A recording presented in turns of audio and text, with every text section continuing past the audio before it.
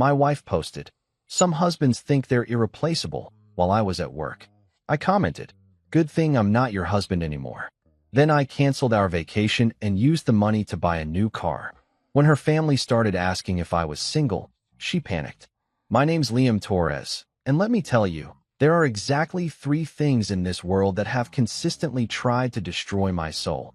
My mother-in-law's passive-aggressive holiday newsletters, the Jacksonville Jaguars' fourth-quarter defense, and the HP LaserJet 4050 printer sitting in the corner of our office like some kind of mechanical demon that feeds on human suffering and toner cartridges. On this particular Wednesday afternoon, I was engaged in my bi-weekly battle with said printer, armed with nothing but a YouTube tutorial pulled up on my phone, a screwdriver I'd borrowed from Jerry in accounting, and the kind of misplaced confidence that comes from watching exactly 4 minutes of a 14-minute repair video. The thing had been making this god-awful grinding noise since Tuesday morning, the kind of sound that makes you wonder if there's a small animal trapped inside slowly composing its final will and testament. I'd already pulled out what looked like approximately 7,000 crumpled paper jams, each one more passive-aggressive than the last, and I was currently elbow-deep in the toner cartridge compartment, trying to remember if the blue wire was supposed to be attached to the thing that looked like a tiny robot kidney or if I'd just invented a new way to get fired. My tie, the navy one with the little anchors that Sabrina bought me for our anniversary, because she said it made me look distinguished, which I'm pretty sure was code for boring, was dangling dangerously close to the printer's internal machinery, and I had a smudge of black toner on my left cheek that probably made me look like I'd lost a fight with a Xerox machine. It was 12:47 p.m., which meant I was technically 17 minutes into my lunch break, and the tuna sandwich I'd assembled that morning with what I considered to be an impressive level of culinary ambition, lettuce, tomato, and pickles, was sitting on my desk, slowly reaching that room temperature state where you start questioning your life choices. The office was in that weird midday lull where half the people were out grabbing overpriced salads they'd post on their Instagram stories, and the other half were pretending to work while actually shopping for things they didn't need on Amazon. I could hear Denise from HR on a personal call in her cubicle, discussing her daughter's volleyball tournament with the kind of intensity usually reserved for UN peace negotiations, and somewhere in the distance, someone's microwave was beeping, ignored and desperate, like a forgotten child at a grocery store. That's when my phone buzzed. Now, I should mention that I'm not one of those people who checks their phone every 30 seconds like it's a pacemaker. I'm actually pretty good about keeping it in my pocket during work hours, mostly because my job as an IT support specialist doesn't exactly scream glamorous social media presence. But something about that particular buzz felt different. You know that feeling? Like when you're walking down the stairs in the dark and you think there's one more step than there actually is, and your stomach does that weird drop thing. It was like that, but for my thumb. I wiped my hands on my khakis, because of course I was wearing khakis, because I'm apparently a Gap commercial from 2003, and pulled out my phone. The notification glowed at me with all the subtle menace of a passive-aggressive text from your mom. Instagram notification. Sabrina had posted a new photo. Sabrina. My wife. My partner. My better half. Though after what I was about to see, I was starting to think the math on that phrase needed some serious recalculating. I swiped up, and the app opened to reveal a photo that made my stomach drop faster than the Jaguars' playoff chances. There she was, my beloved wife of 6 years, looking absolutely radiant in that way that costs approximately $300 at a salon and requires the kind of natural lighting that only exists in resorts where the room service menu doesn't have prices, because if you have to ask, you can't afford it. Her nails, freshly manicured in what I could only describe as divorce red, were wrapped around a champagne flute, and the caption underneath read, "Some husbands think their irreplaceable nail polish sparkles #self-love #glow-up." I almost choked on my own spit. Like, literally almost died right there in the office, which would have been a hell of a way to go. IT specialist found dead near malfunctioning printer. Tuna sandwich ruled as possible accomplice. I grabbed my sandwich, took a bite out of sheer nervous energy, and immediately regretted it, because room temperature tuna has a way of tasting like broken dreams and poor life choices. Some husbands think they're irreplaceable. I read it again, just to make sure my eyes weren't playing tricks on me. You know, just to confirm that my wife had indeed decided to air our dirty laundry on a platform where her 2,847 followers. And yes, I knew the exact number because she checked it more often than I checked my bank account. Could watch our marriage implode in real time with all the entertainment value of a reality TV show, except without the commercial breaks or the possibility of being canceled. The comments were already rolling in, and they were coming fast and vicious, like piranhas who'd been starved for 3 days and just spotted a wounded tourist. Yas Queen, wrote her friend Jessica, who'd told me at our wedding that we were relationship goals. Leave the dead weight, commented someone named it Spiritual Goddess Brit, who I'm pretty sure sold essential oils and bad advice in equal measure. You deserve so much better, girl, wrote her cousin Monica, conveniently forgetting that she'd borrowed $200 from me last Christmas and still hadn't paid me back. I scrolled through the comments like I was watching my own obituary go viral, each clapping hands emoji feeling like a tiny nail in the coffin of my matrimonial dignity. And there, in the background of her photo, because of course she'd included scenic background context for her character assassination, was the resort. The same resort that I'd watched her book using our joint credit card 3 weeks ago. The same resort that cost approximately $3,000 for 4 nights. The same resort that I'd suggested we skip this year because, you know, responsible adult things like saving money and not going bankrupt, but she'd insisted we needed it for reconnection purposes. Apparently, reconnection meant post cryptic messages that make your husband look like he's auditioning for the role of human garbage in a one-man show. I set my phone down on my desk, watched it buzz approximately 14 more times with notifications that I definitely didn't want to read, and looked back at the printer, which had chosen this exact moment to start making a new noise, a sort of wheezing, dying sound that felt spiritually appropriate. The printer was giving up. Just like my marriage, apparently. I wiped a smear of mayo off my tie, because of course I had condiment stains at this moment, because the universe has a twisted sense of comedic timing, and muttered under my breath, "Okay, Beyoncé, because what else do you say when your wife decides to go full single ladies, while technically still being married?" I sat there for a solid 30 seconds, staring at the printer, then at my sandwich, then at my phone, which was still buzzing like it had developed a nervous disorder. The fluorescent lights hummed overhead with their usual soul-crushing frequency, and Jerry from accounting walked by, saw my face, and immediately changed direction like he'd just spotted a crime scene. The printer wheezed one more time, and then went completely silent, which felt symbolic in a way I wasn't quite ready to unpack. And that's when it hit me. That crystalline moment of clarity that usually comes right before you either do something incredibly brave or incredibly stupid. My lunch break had just transformed from a mundane Wednesday ritual involving a mediocre sandwich and a broken printer into a full-blown plot twist, the kind where the background character suddenly realizes he's been written into someone else's story, and not in a good way. I looked at the printer, looked at my phone, looked at the half-eaten sandwich that now seemed like a metaphor for my entire life, and thought, well, this is going to be interesting. So there I was, sitting in my cubicle with a broken printer, a half-eaten sandwich that tasted like betrayal, and a phone that was lighting up like Times Square on New Year's Eve. Except instead of celebrating the arrival of a fresh start, I was watching my marriage get dragged through the digital mud by people who'd eaten my barbecue at our housewarming party. The comments on Sabrina's post kept coming, each one more enthusiastically supportive of my apparent inadequacy as a human being, and I'm not gonna lie, something inside me just snapped. Not in a dramatic, throw things across the room kind of way, but in that quiet, calculated manner where you suddenly realize you've been playing defense for way too long and it's time to take a shot. I stared at that post for what felt like an hour, but was probably closer to 45 seconds, watching her friend Ashley, who'd cried at our wedding and told me I was the luckiest man alive. Comment 3 flame emojis and the word "finally" in all caps, like Sabrina had just announced she'd discovered the cure for mediocre husbands.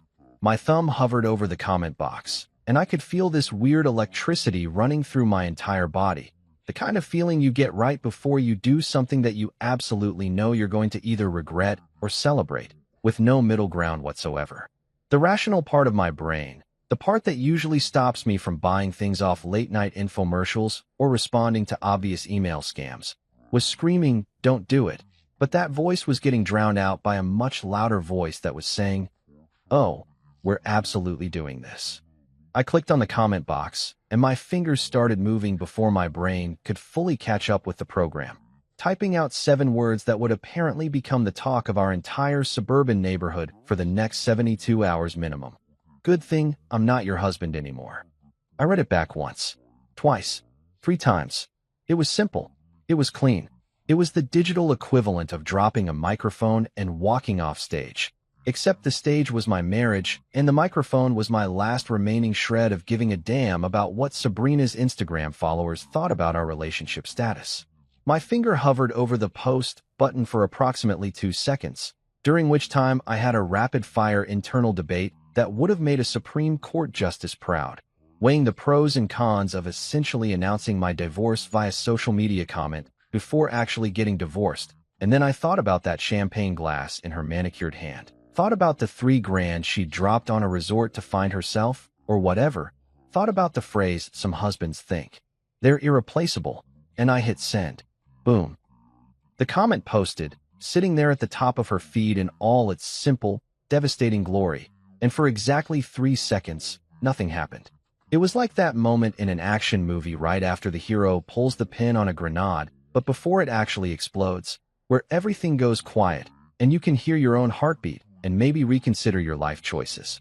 I sat there, staring at my phone, wondering if maybe nobody would see it, if maybe it would just get buried under the avalanche of Yas Queen comments and I could delete it and pretend this moment of temporary insanity never happened.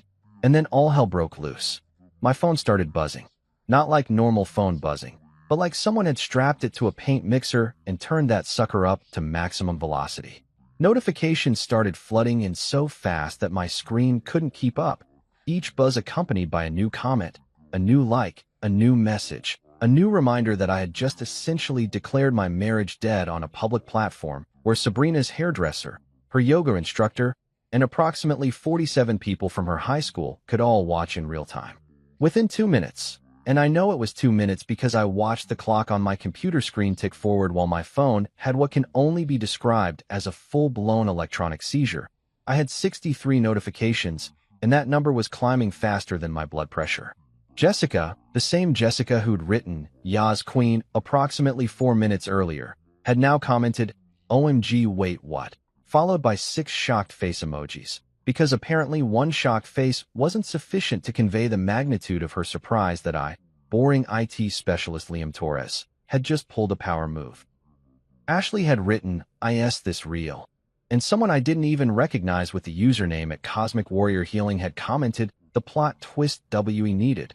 Like my marriage was a Netflix series, and I'd just revealed I was the villain all along. My phone buzzed again, a text message this time, and I looked down to see Sabrina's sister, Diana, had sent me what can only be described as a digital panic attack. "What did you do?" with approximately 14 question marks, because apparently the standard one wasn't emphatic enough. I set my phone face down on my desk, watching it continue to vibrate like it was trying to escape, and that's when I heard the voice. "Hey, champ, you okay over there?" I looked up to see my boss, Richard, peering over the cubicle wall with the expression of a man who'd just witnessed a car accident and wasn't sure if he should call 911 or just keep driving. Richard was a decent guy, mid-50s, had been married to the same woman for 30 years, and generally approached workplace drama with the enthusiasm of someone approaching a live landmine, which is to say, carefully and from a distance. "I'm great, Richard," I said, and I honestly meant it. I felt great. I felt like I'd just woken up from one of those dreams where you're back in high school, and you forgot you had a test, except in reverse. I'd just remembered I actually studied, aced the test, and the teacher was the one who should be worried. Just having a bit of a lunch break situation. Richard looked at me, looked at my still vibrating phone, looked at the printer which had now completely given up on life and was making a sound like a dying cat, and nodded slowly. "All right. Well, if you need anything, you know, someone to talk to or whatever, HR has that employee assistance program." He said it the way someone might offer to help you bury a body, not enthusiastically, but with a sense of obligation. I appreciated it, honestly. "Thanks, Richard. I'm good. Just, experiencing some technical difficulties with my personal life." I gestured vaguely at my phone, which chose that exact moment to buzz approximately 7 times in rapid succession. like it was having a seizure set to dubstep. He nodded again, gave me a thumbs up that felt legally mandated, and disappeared back behind the cubicle wall. I could hear him walking away, probably planning to send a very carefully worded email to HR about the situation with Liam and IT, and I didn't even care. I picked up my phone, saw that I now had over 100 notifications, and decided that the rest of my lunch break would be better spent literally anywhere else than at my desk watching my social media reputation either implode or explode. I honestly couldn't tell which. The rest of the afternoon passed in a blur of pretending to work while actually watching my phone blow up with reactions that ranged from shocked to supportive to confused to what I can only describe as weirdly proud, like I'd just announced I was running for mayor on a platform of not taking anyone's crap anymore. By the time 5 o'clock rolled around and I packed up my stuff to head home, I'd received texts from people I hadn't heard from in years, including my college roommate, who just sent a gif of someone dropping a microphone and the word savage. I drove home in my practical Honda Civic that suddenly felt way too small for the energy I was carrying, and when I pulled into our driveway, I noticed Mrs. Klein standing in her front yard across the street. Mrs. Klein was approximately 73 years old, had lived in that house since dinosaurs roamed the earth, and had a surveillance network that would make the NSA jealous. She knew everything about everyone on our street, and she shared that information with the enthusiasm of a CNN breaking news alert. She was watering her flower beds, but the hose was pointed at the sidewalk and she was staring directly at me with an expression I can only describe as, "I just discovered the juiciest piece of gossip since the Henderson divorce of 2019. I got out of my car, grabbed my laptop bag, and she waved at me, not a friendly "hey neighbor" wave, but a slow, deliberate wave that said, "I know what you did, and I'm going to tell everyone at the community center during water aerobics tomorrow morning." I waved back, giving her my best, "Yes, ma'am." There's been a murder smile, because honestly, there had been. A murder of my dignity, my privacy, and possibly my marriage, all committed in the court of public opinion via Instagram comment. She nodded knowingly, turned off her hose, and went inside, probably to call her daughter and give her the full play-by-play analysis of whatever she thought was happening. I walked into my house, dropped my bag by the door, and stood in the entryway for a solid minute, listening to the silence and wondering what the hell I'd just started. That night, I sat in what Sabrina called our home office, but what was really just the spare bedroom with a desk and approximately 7,000 decorative pillows that served no functional purpose except to make sitting on the chair an Olympic-level balancing act. The house was quiet, that specific kind of quiet that happens when you're alone in a space that's supposed to have two people in it, where every creak of the floorboards and hum of the refrigerator sounds amplified, like the house itself is judging your life choices. Sabrina was still at the resort, probably sipping her third champagne of the evening and workshopping her next cryptic Instagram caption with her life coach Chad, who I'm 90% sure was just a personal trainer who'd watched a couple of Tony Robbins videos and decided to rebrand himself as a spiritual guide. I opened my laptop, cracked my knuckles like I was about to hack into the Pentagon or something equally dramatic, and logged into our joint travel account. You know, the one we'd opened 3 years ago when we decided we were going to be those couples who prioritized experiences over possessions, who would travel the world and collect memories instead of stuff, who would die with empty bank accounts but full photo albums. Yeah, we were idiots. The account page loaded with all the speed and enthusiasm of a DMV employee on a Friday afternoon, and when the balance finally appeared on my screen, I literally had to blink twice to make sure I wasn't hallucinating. $19,800. $19,800. Just sitting there, earning approximately negative interest after accounting for inflation and the slowly dying American dream. I sat back in my chair. Well, I tried to sit back, but one of those decorative pillows attacked me from behind and stared at that number. We'd been saving for our big reconnection trip to Cancun, the kind of vacation that comes with excursion packages and couples massages and those awkward dinner cruises where they make you slow dance in front of strangers while a guy with a keyboard plays Endless Love like he's being held hostage.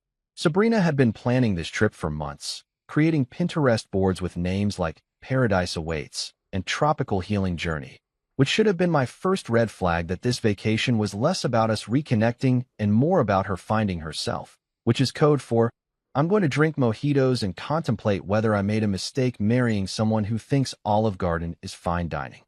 Reconnection. I actually laughed out loud, sitting there alone in the spare bedroom, surrounded by pillows that cost $40 each. She'd already Wi-Fi connected with half her followers, broadcast our marital issues to anyone with a smartphone and a pulse, and turned our relationship into a social media case study on what not to do when you're unhappy. And I was supposed to spend 20 grand. Well, 19.8. But who's counting? Taking her to a resort where she could post more photos with captions about self-love and empowerment while I sat in the background like a prop in her personal journey of enlightenment? I picked up my phone, opened Google, and typed car dealerships near me open late, because apparently my crisis management strategy involved vehicular purchases, which honestly seemed more therapeutic than paying some counselor $200 an hour to tell me that communication is important. 3 results popped up, and I clicked on the first one. Rodriguez Auto Sales. Open until 9 p.m., specializing in pre-owned luxury vehicles and making your dreams come true, which sounded either really promising or like a front for money laundering. But at this point, I was willing to risk it. The phone rang twice before someone picked up. Rodriguez Auto Sales. This is Tony speaking. How can I help you turn your automotive dreams into reality tonight? The guy sounded like he'd had approximately 6 espressos and a motivational speech for breakfast. I appreciated the energy. Hey Tony, I'm looking to buy a car. Tonight. Like, right now. I said it with the kind of confidence that only comes from someone who's recently nuked their marriage via Instagram comment and has absolutely nothing left to lose. My man. Tony practically shouted into the phone, and I could hear him rubbing his hands together like a cartoon villain planning something delightful. I love the energy. I love the decisiveness. What kind of timeline are we working with here? How fast can you sell me something fun? I asked, already grabbing my wallet and keys. Fun? Brother, I can have you driving off this lot in something that'll make your neighbors jealous in under an hour. What's your budget looking like? Tony was speaking at approximately 90 miles per hour, which felt appropriate given the circumstances. I looked at my laptop screen, at that $19,800 just sitting there waiting to fund a vacation that was really just an expensive backdrop for Sabrina's social media rebrand. Let's say 20 grand, give or take.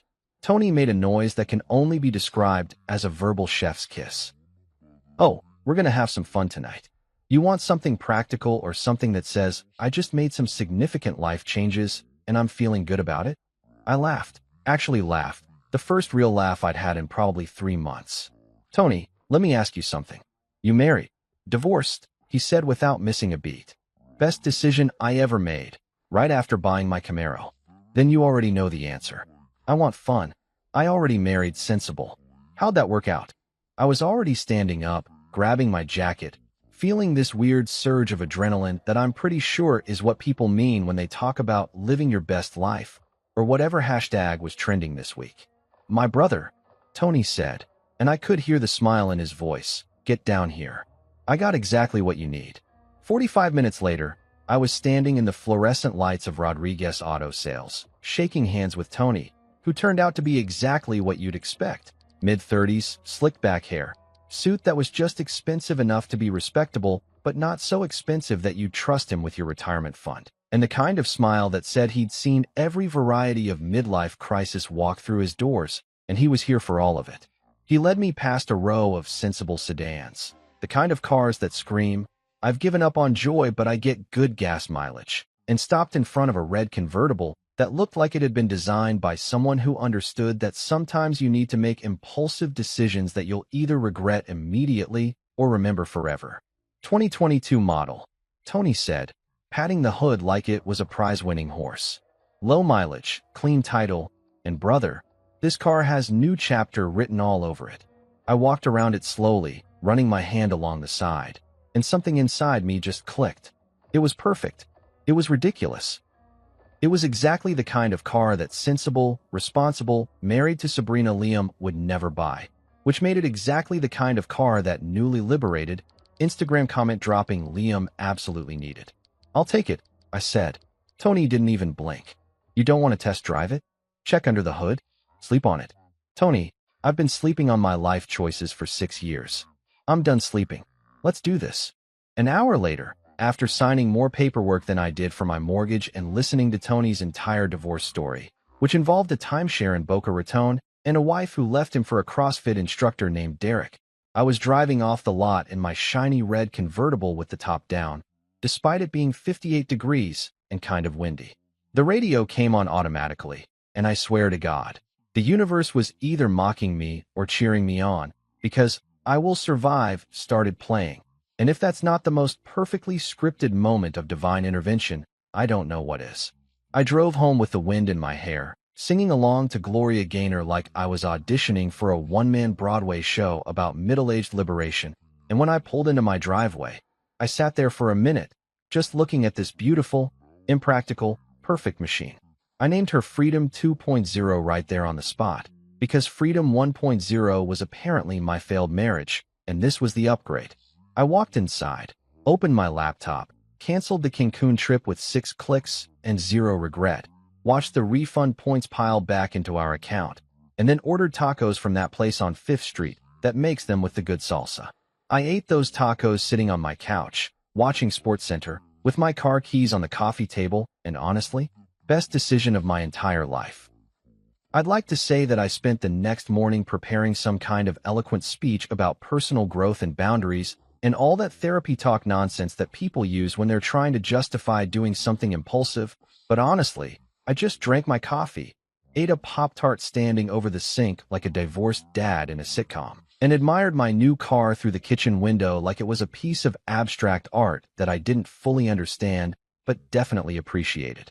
Freedom 2.0 was sitting in the driveway looking absolutely magnificent in the morning sunlight, all shiny red paint and convertible top, completely unbothered by the fact that it represented the single, most financially irresponsible decision I'd made since agreeing to a destination wedding in Napa Valley, where the cheapest bottle of wine cost more than my monthly car payment. I was on my second cup of coffee, the good stuff, not the store brand I usually bought, because Sabrina said we needed to budget better, which apparently meant I drank garbage coffee, while she got monthly gel manicures that cost $80 a pop. When I heard it, the unmistakable sound of her white BMW pulling into the driveway, the engine purring with that specific German engineering hum that probably cost extra. I looked at the clock on the microwave, 9:47 a.m. She was supposed to be at the resort until Sunday, which meant either the resort had burned down, she'd run out of champagne, or someone had told her about my little automotive acquisition. I'm guessing it was option 3, because I'd posted exactly one photo on my Instagram last night. Just a casual shot of the car with the caption, "Upgrade complete automobile sparkles," and approximately 17 of her friends had already viewed it, which I knew because Instagram has that helpful little feature that tells you exactly who's stalking your profile. I heard the car door slam, not close, slam, with the kind of force that suggests the person operating the door is experiencing emotions that probably shouldn't be expressed while operating heavy machinery. Then came the heels. Oh man, the heels. Sabrina was wearing her clicking heels, the ones she reserved for job interviews, important meetings, and apparently confronting your husband about purchasing a vehicle without consulting the Joint Financial Advisory Board, which in this case was her. They clicked against the driveway pavement with the rhythm and intensity of the IRS coming to audit your last 5 years of tax returns, each click a little reminder that I was about to have a conversation I definitely wasn't prepared for, despite having had approximately 12 hours to prepare for it. I took a long sip of my coffee, set the mug down on the counter with the casual confidence of a man who'd already accepted whatever was about to happen, and walked to the front door.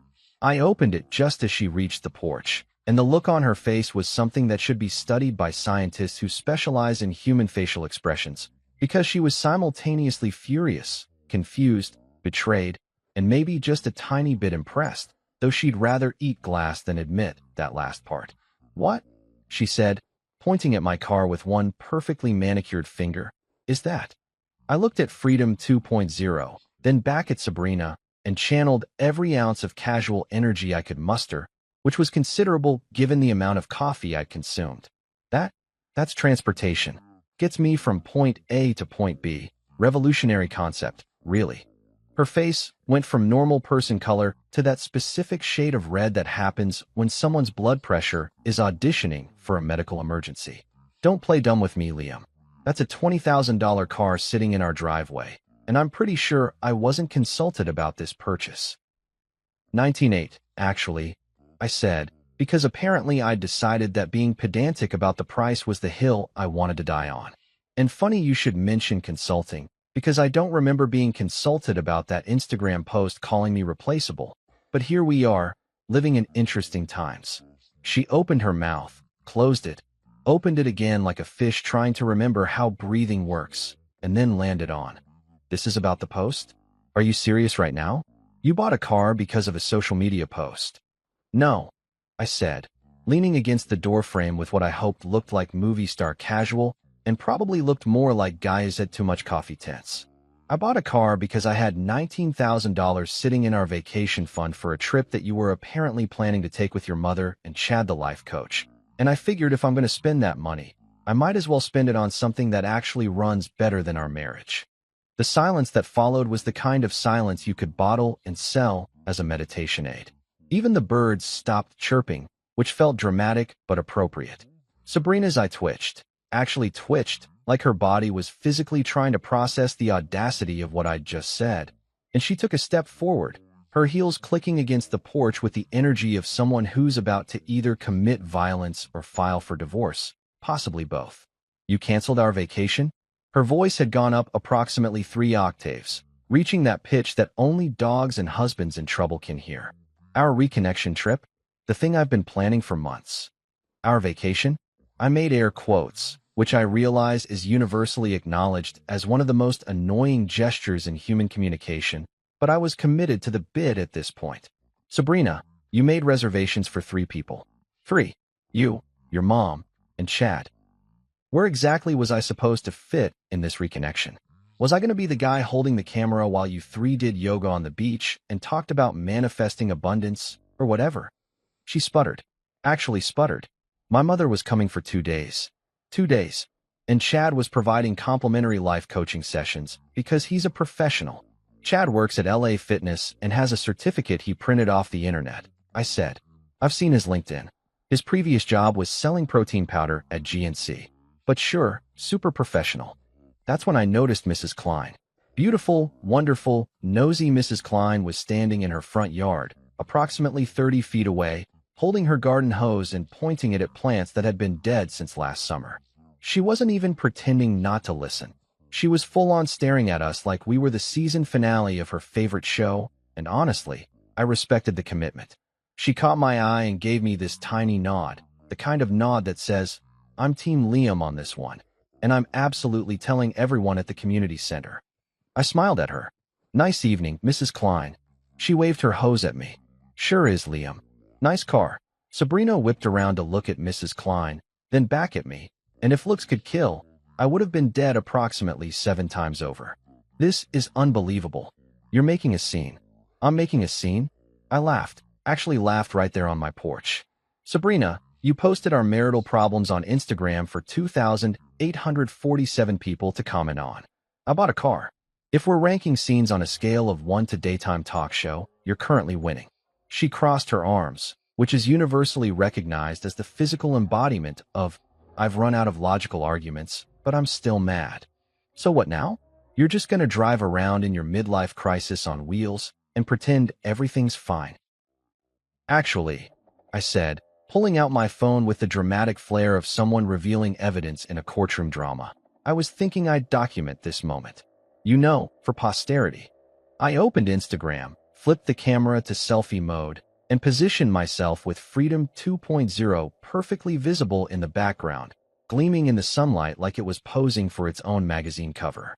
Sabrina's face appeared at the edge of the frame, looking absolutely horrified, which honestly made the shot better. I smiled.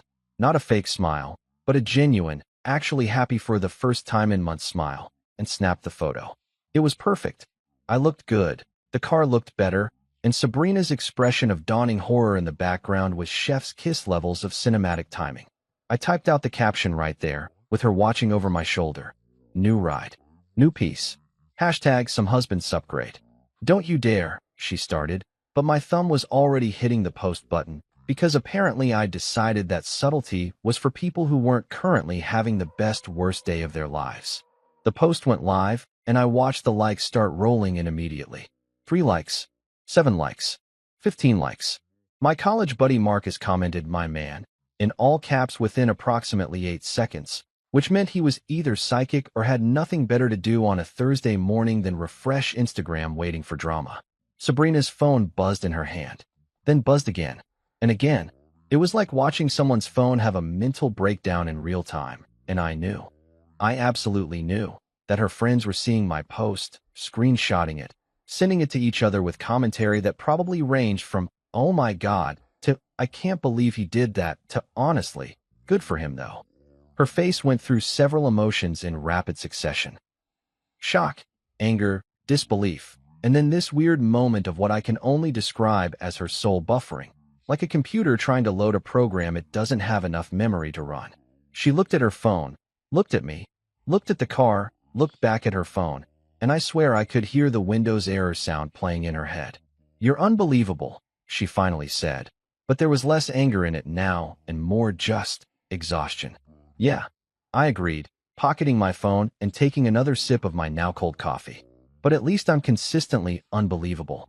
That's called character development." She stood there for another moment, probably trying to figure out if she should say something devastating or just leave, and ultimately decided on the latter. She turned, clicked her way back to her BMW with slightly less fury than before, and drove off with the kind of tire screech that definitely left marks on the pavement. Mrs. Klein was still watching. She gave me a thumbs up. I saluted her with my coffee mug and went back inside, feeling better than I had in years. The thing about blowing up your marriage on social media is that you don't just deal with your wife's reaction. You inherit an entire extended family's worth of opinions, concerns, and weirdly inappropriate questions about your newfound single status. I learned this the hard way approximately 48 hours after the great Instagram comment incident of whatever year this was turning into, when my phone started receiving calls and texts from people who I only saw at Thanksgiving and who usually couldn't remember if I worked in IT or insurance, but suddenly had very strong feelings about my life choices. It started on Saturday morning. I was sitting on my couch in my boxers and a Jaguars t-shirt, because even in crisis I'm loyal to teams that consistently disappoint me. Eating cereal straight from the box like a college student who'd given up on adulting, when my phone rang with a number I recognized, but had successfully avoided for the better part of 3 years. Margaret, Sabrina's mother, the woman who'd spent our entire wedding reception telling anyone who would listen that her daughter could have married a doctor, but chose to follow her heart instead, which was code for, "I'm disappointed, but I'm going to smile through it, because there are photographers present." I stared at the phone, watching it vibrate on the coffee table like it was possessed, and seriously considered just letting it go to voicemail. But curiosity, that same curiosity that makes you slow down to look at car accidents even though you know it's going to be depressing, got the better of me. I picked up on the 5th ring, right before it would have gone to voicemail, because I wanted her to know I'd thought about not answering. "Hello, Margaret," I said, going for casual but probably landing somewhere around hostage reading a script. "Liam, darling." Her voice had that overly cheerful quality that rich people use when they're about to say something passive-aggressive. "How are you? We've been so worried about you." Worried? I set down my cereal box, Frosted Flakes, because I'm a man of simple pleasures and excellent taste. "About me? That's interesting, because I'm doing great. Best I've felt in years, actually. But thanks for checking in. How's the timeshare in Scottsdale?" There was a pause, the kind of pause that happens when someone's trying to figure out if you're being genuine or sarcastic, and they're slowly realizing it's the latter. "Well, that's wonderful to hear. We just saw some concerning posts online, and you know how social media can sometimes give the wrong impression." "Oh no," I interrupted, because I knew exactly where this was going and I wanted to head it off at the pass. "Social media gave exactly the right impression. Your daughter posted that I was replaceable. I agreed and bought a car with our vacation money. Pretty straightforward timeline of events. No wrong impressions, no misunderstandings. Just good old-fashioned consequences." "Liam," her voice dropped to that tone that mothers use when they're trying to sound understanding but are actually just disappointed. "You know, Sabrina was just going through a difficult time. She was expressing herself, finding her voice." Her voice told 2,847 people that I was dead weight, Margaret. And you know what? I heard her loud and clear. Message received, 5 stars, would recommend. I was standing now, pacing around my living room in my boxers like some kind of deranged motivational speaker. So if this call is about me apologizing or taking it back or having some come-to-Jesus moment where I realize I overreacted, I'm going to save us both some time and say that's not happening. Another pause. Longer this time. I could practically hear her recalculating her approach, shifting strategies like a chess player who just realized their opponent wasn't playing checkers. Well, we just want you to know that we care about you, regardless of what happens with you and Sabrina. You're still family. That's sweet, Margaret. Really? Hey, quick question. Did you call me after Sabrina's post to make sure I was okay? Or did the family only start caring about my emotional well-being after I responded? I didn't wait for an answer because we both knew what it was. Anyway, I've got to run. Thanks for the concern. Give my regards to Gerald. I hung up before she could respond, feeling like I'd just won a debate tournament against someone who didn't realize we were debating. My phone immediately buzzed with a text message, and for a second I thought Margaret had somehow learned to text that fast, which would have been both impressive and terrifying. But no, this was from Blake, Sabrina's younger brother, the guy who'd gotten drunk at our wedding and tried to convince me to invest in his revolutionary cryptocurrency that definitely wasn't a pyramid scheme, but absolutely was a pyramid scheme. The text read, "Hey man, you single now?" Asking for my coworker. I stared at that message for a solid 30 seconds, reading it over and over, trying to figure out if this was a joke or if Blake had actually just asked if I was available on behalf of someone from his office. I texted back, "Are you seriously asking if I'm single so you can set me up with someone while I'm still technically married to your sister?" 3 dots appeared immediately, which meant Blake was typing, and I could only imagine what kind of explanation was coming. The response, I mean when the divorce goes through obviously. "She's really cool though. Works in marketing. Has a dog. Says you're cute." Man shrugging. This was insane. This was absolutely, certifiably insane. Sabrina's own brother was trying to set me up with his coworker, which meant one of 2 things. Either Blake had the social awareness of a potato, or the family was collectively panicking because they'd realized that boring, replaceable Liam might actually have been the good guy in this scenario, and now they were scrambling to stay on my good side before the divorce papers made everything official. I sat back down on the couch, scrolling through my phone, and that's when I noticed something interesting. My Instagram had gained about 200 followers in the past 3 days. 200. People I didn't know, people from Sabrina's extended network, random folks who apparently had nothing better to do than watch a marriage dissolve in real time, like it was a Netflix documentary. And the comments on my car post, the new ride, new piece, 1, were still rolling in. But what really caught my attention was who had liked it. I scrolled through the list of names and stopped on one that made me actually laugh out loud. Sabrina's cousin, Jennifer. The same Jennifer who'd given us a KitchenAid mixer for our wedding and wrote a card about building a life together and mixing up happiness. Jennifer had liked my post, had physically pressed the little heart button on a photo that was essentially me celebrating the end of her cousin's marriage. This was beautiful. This was poetry. This was exactly the kind of petty validation I didn't know I needed, but absolutely deserved. I stood up, walked over to where I'd left my keys. Right next to the collection of self-help books Sabrina had bought me over the years with titles like The Power of Listening and Embracing Your Partner's Truth, and grabbed them. Freedom 2.0 was calling to me, and I had an idea. A beautiful, petty, absolutely perfect idea.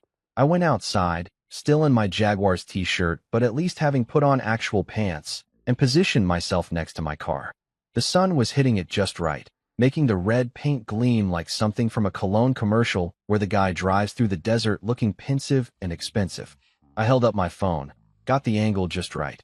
Me looking casual, car looking incredible, suburban background suggesting I was living my best life in a zip code where people actually mowed their lawns, and took the shot. The photo was perfect. I looked happy, actually happy, not that fake happy you do in family photos where everyone's smiling, but secretly planning their escape routes. I opened Instagram, uploaded the photo, and typed out a caption that I knew would either get me blocked by half of Sabrina's family or make me a legend in the passive-aggressive social media hall of fame. Applications now open. Memo sparkles. Posted.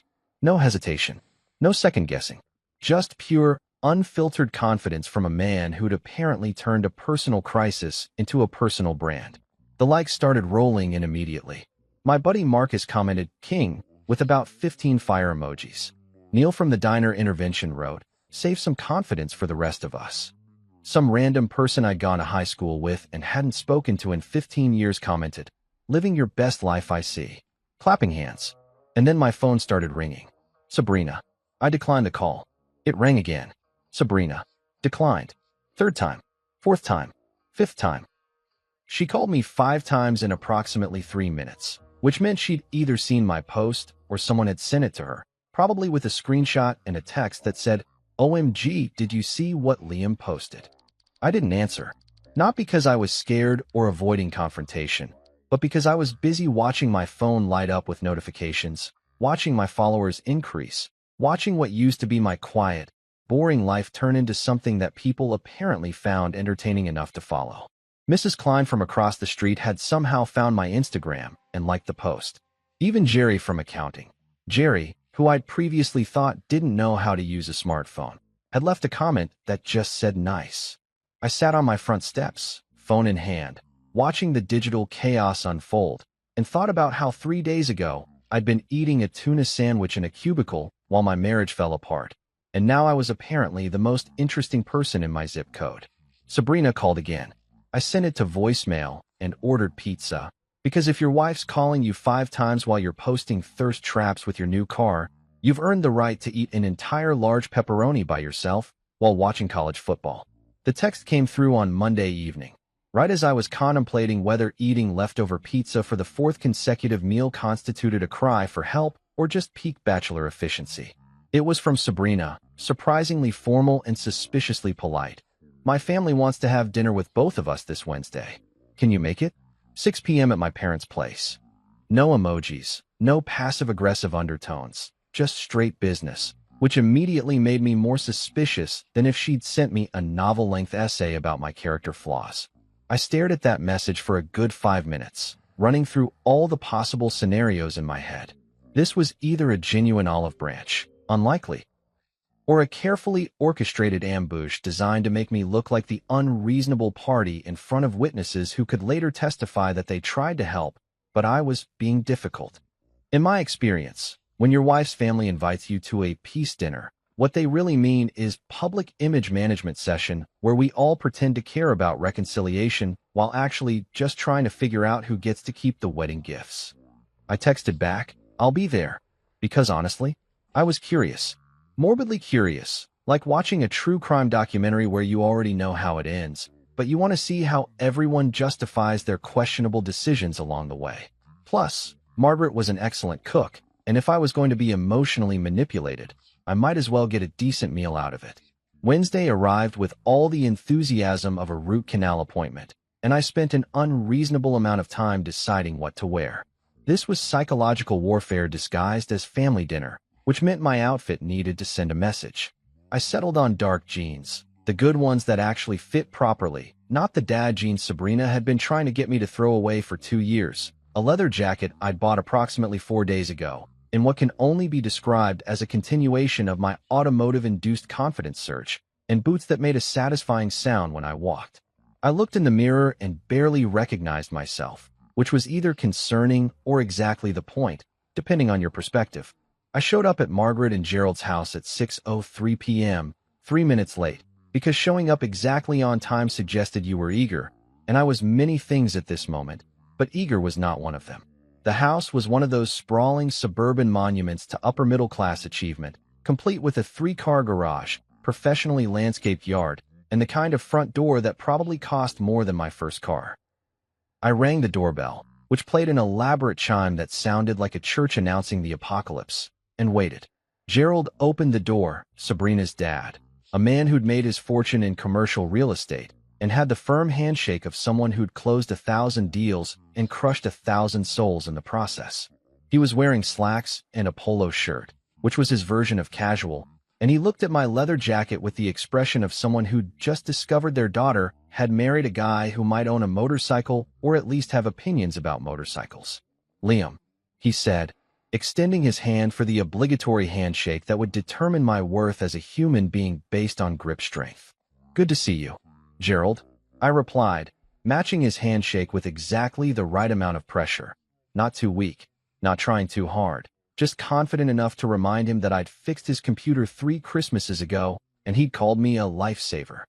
"Thanks for having me."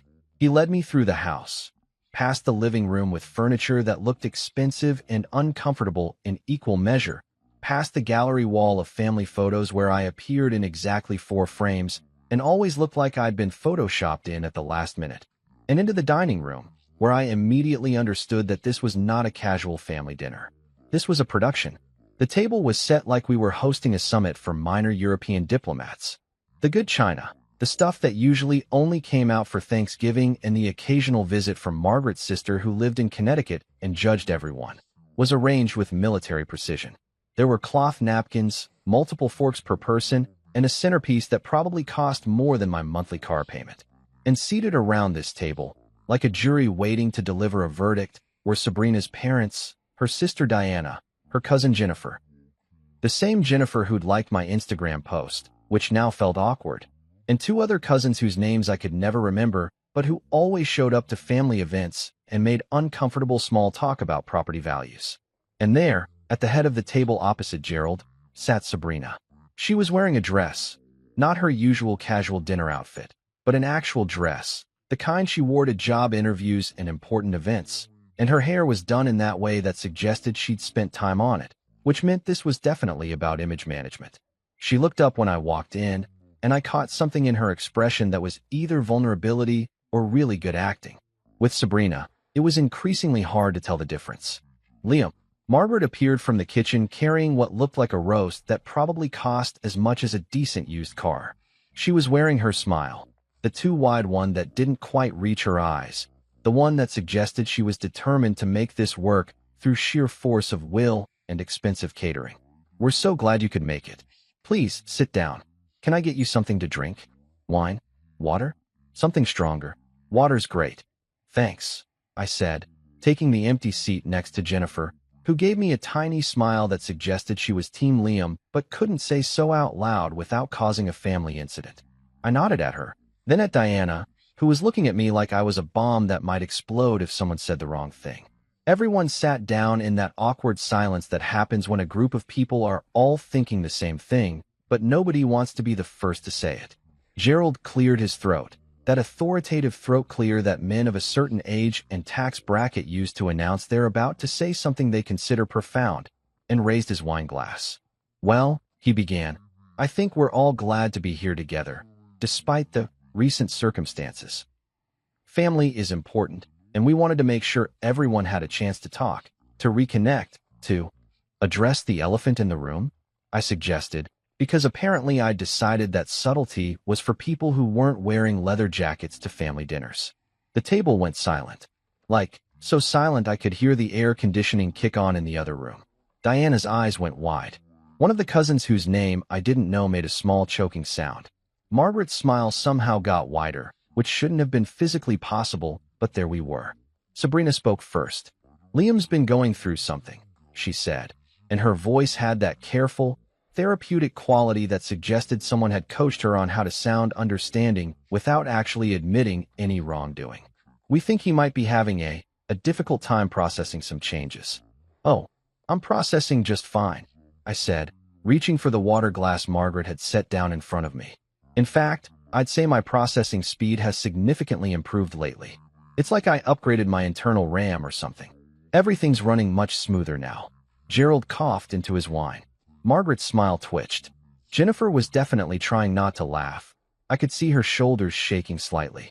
"What Sabrina means," Margaret jumped in, her voice taking on that peacekeeping quality of someone trying to prevent World War III at the dinner table, "is that you both have been under a lot of stress. And sometimes social media can amplify things, make them seem bigger than they are." "Margaret," I interrupted, setting down my water glass with what I hoped was casual confidence, and probably looked like barely controlled chaos. "With all due respect, I don't think the problem is that social media made things seem bigger. I think the problem is that Sabrina used social media to announce to nearly 3,000 people that I was replaceable dead weight, and everyone's upset that I agreed with her assessment. See, when she posted about how some husbands think they're irreplaceable, she was expressing herself, finding her voice, going through enlightenment. But when I confirmed that, yeah, actually, I'm not her husband anymore, or won't be soon, suddenly I'm the one who needs to process his feelings. That's an interesting double standard. The table had gone from silent to aggressively silent, the kind of silence where you can hear people's internal screaming. Diana was staring at her plate like it contained the secrets of the universe. Gerald looked like he was trying to do complex math in his head. And Sabrina was giving me a look that could have frozen lava. You bought a car with our vacation money, she said quietly, and there was something in her voice that was either pain or performance. I genuinely couldn't tell anymore. I did, I agreed cheerfully. Gorgeous car too. Runs beautifully. And you know what?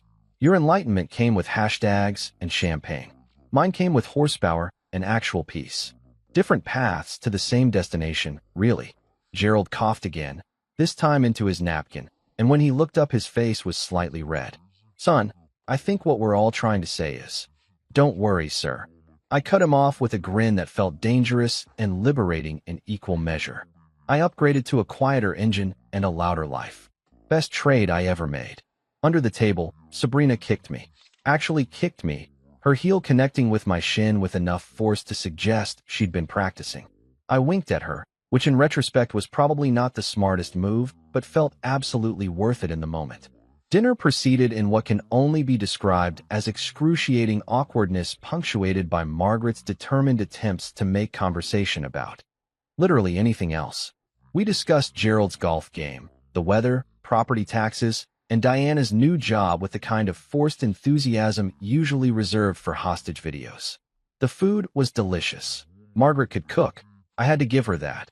And by dessert, the table had settled into a beautifully uncomfortable silence where everyone had apparently given up on fixing anything and just wanted to survive until coffee.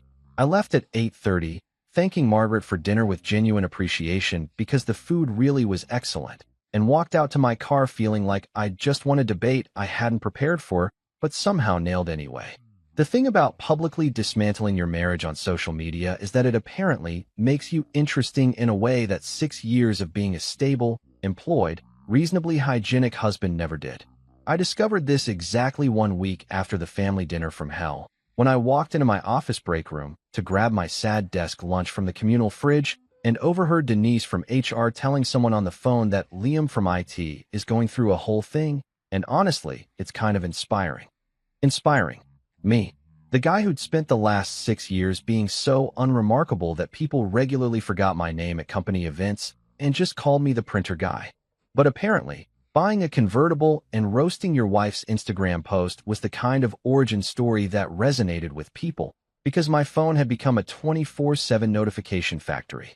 I'm talking constant buzzing, the kind of digital attention that made me wonder if this was what celebrities felt like, except instead of paparazzi, I had Karen from my old apartment complex sliding into my DMs asking if I was doing okay, followed by 3 eggplant emojis, which felt inappropriate on multiple levels, but also kind of flattering in that concerning way where you wonder about your own judgment. My Instagram following had exploded from a respectable but boring 247 followers, mostly college friends, family members obligated to follow me, and that one bot account selling weight loss tea, to just over 1,100 people who apparently found my midlife crisis more entertaining than whatever Netflix was offering this month.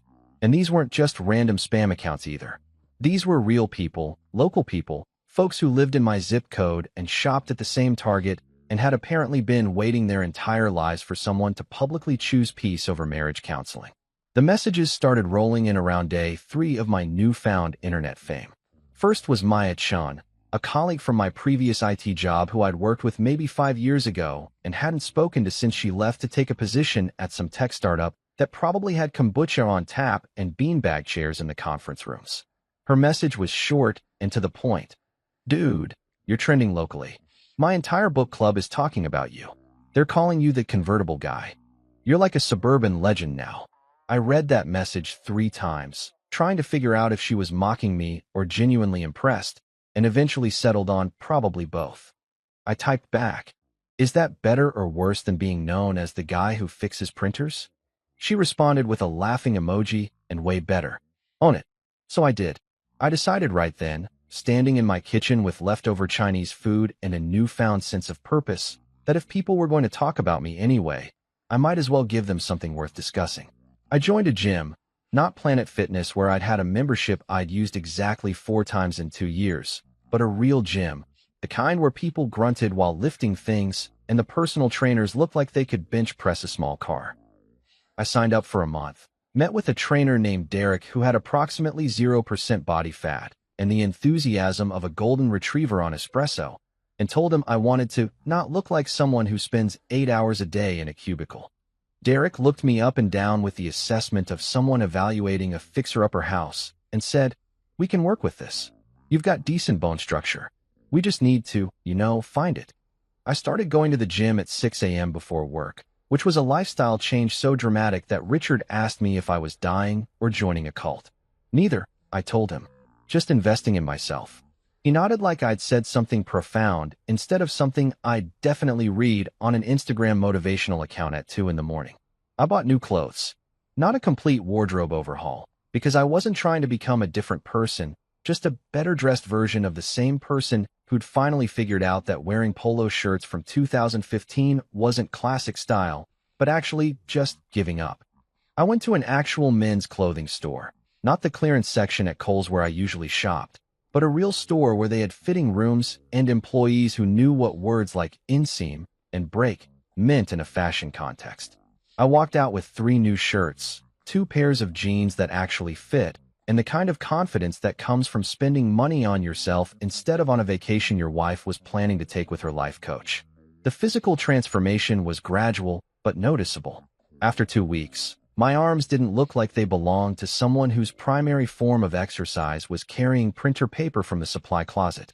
After 3 weeks, I could see the vague outline of muscles that had apparently been hiding under years of takeout and resignation. I posted a gym selfie. Nothing obnoxious, just me in a tank top looking slightly sweaty and significantly happier than I'd looked in any photo from the past 3 years, with the caption, "Investing in the portfolio that matters. Chart increasing flexed biceps." The post got 437 likes. 437. My previous record was maybe 60, and that was on my wedding photo where half the likes were probably just people being polite. This was different. This was people actually choosing to engage with my content, to signal their approval of my journey, to participate in what was apparently becoming the most public personal transformation since that one guy lost weight and became a trainer and got his own reality show.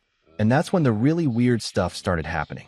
I'd be at the grocery store, minding my own business in the produce section, trying to remember if I liked asparagus or just thought I should like asparagus because it seemed like an adult vegetable, and people would recognize me.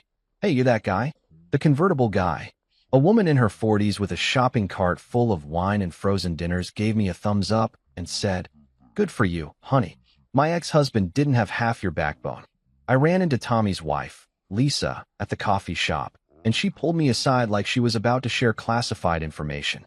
"I just want you to know," she whispered, even though we were the only people in line. "Half the women at my Pilates class think you're a hero. The other half think you're having a breakdown. But they're all talking about you. Which half are you?"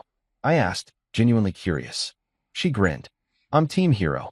Also, Tommy said you offered to take the guys for a ride in your new car. When's that happening?" Even at work, things had shifted. Jerry from accounting, who'd previously only spoken to me about printer issues and occasionally the weather, stopped by my desk to tell me about his own divorce 3 years ago. "Best thing I ever did," he said, leaning against my cubicle wall with the confidence of someone who'd survived and wanted to share the wisdom. "You know what I did with my half of our savings? Bought a boat. Named her Freedom. Your car's way more practical, but same energy." We talked for 20 minutes about the psychology of post-divorce purchases and the therapeutic value of spending money on things that made you happy instead of things that kept other people from being disappointed in you. It was the longest conversation I'd ever had with Jerry, and by the end of it, I realized that my personal drama had somehow become a gateway to genuine human connection with people I'd been working alongside for years without really knowing. But the best or possibly worse, depending on your perspective. Moment came when Sabrina posted her response to my transformation. She'd been relatively quiet on social media for about a week, which should have been my first clue that she was planning something. Then, on a Thursday evening while I was meal prepping chicken and vegetables like someone who'd suddenly discovered self-care, she posted a photo of herself looking contemplative in athleisure wear with the caption, "Some people think buying things and changing their exterior will fix what's broken inside.